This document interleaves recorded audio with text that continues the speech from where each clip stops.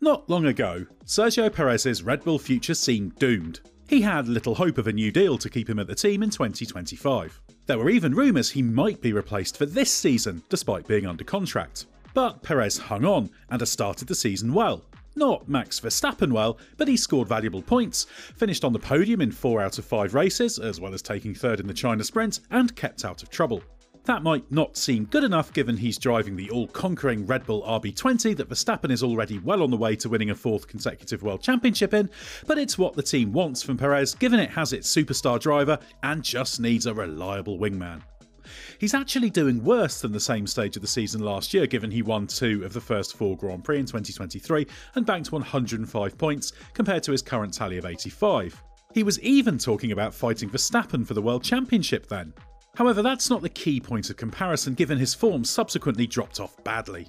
What's crucial is that there was a spell during last season when he was, at times, a major liability in the second car.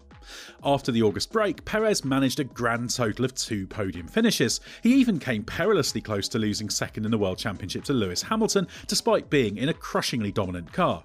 But now he's back on track. Red Bull isn't expecting him to do anything special, but he's been consistently not too far behind Verstappen, having been all at sea for a long stretch last year.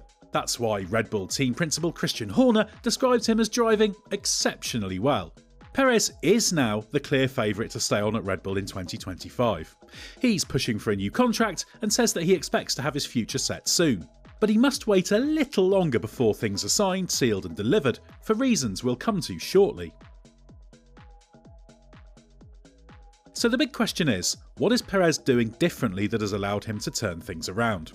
It's often said that the key is he's given up on trying to beat Verstappen and accepted his lot as number 2. There might be a little to that, but although he's avoided the bold proclamations about challenging for the title that he made after his strong start last year, he hasn't given up on doing so.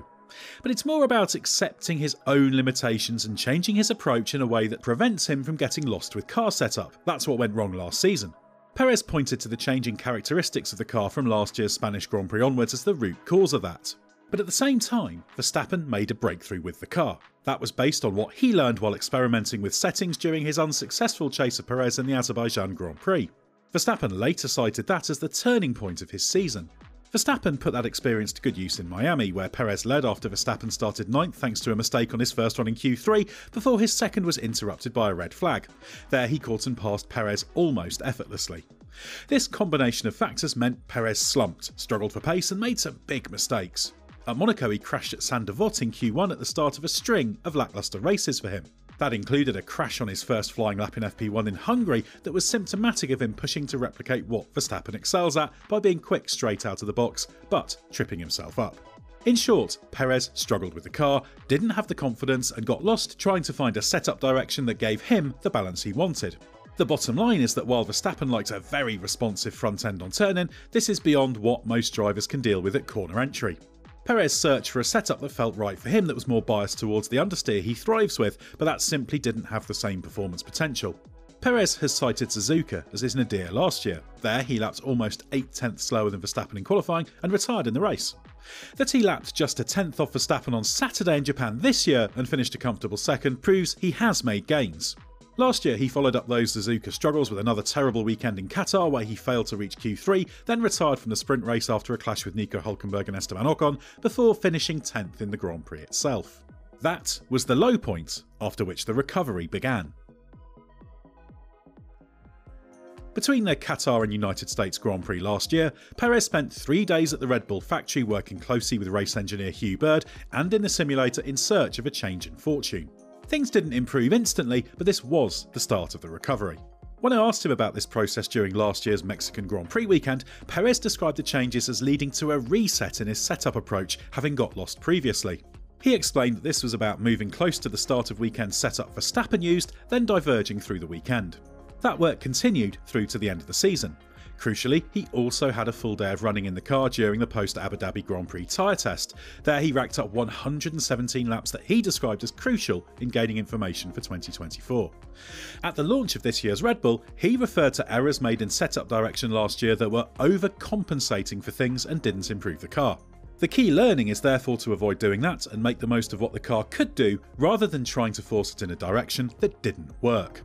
The proof is in the pudding, and in Perez's case, that's a convincing start to the season. That means he's closing on a new deal, but there's still one thing that he has to do before he can get that new contract. Red Bull is not in as much of a hurry to put pen to paper as Perez is. That's because it wants to ensure Perez stays on the straight and narrow and doesn't repeat the mistakes of last year.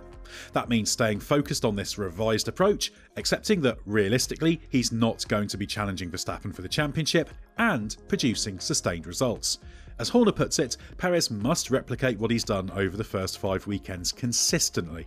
It's a logical position to take. After all, the last thing Red Bull wants to do is sign him up, then get to the Spanish Grand Prix at Barcelona and fall into another long spell of Perez complaining he can't drive the car as he wants to.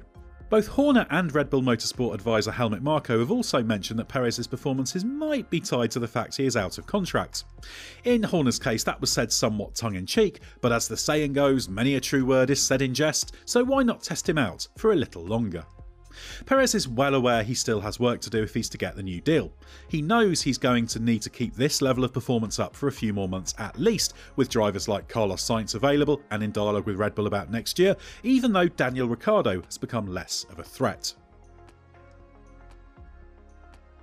The one stumbling block will likely be how long the deal is. As Marko has said, Perez wants to stay, but is pushing for a longer contract than Red Bull might be prepared to offer. This is where there might be a difference in perspective. As Perez says, the new deal is all about how Red Bull sees their future together, a hint at the long term. It's difficult to see Perez getting more than a one-year deal covering 2025, likely with some kind of option on Red Bull's side for beyond. With new regulations for 2026 and major changes going on in the driver market, it's very likely Red Bull will look to upgrade its second driver for that season, given even Perez at his best is well off Verstappen's level.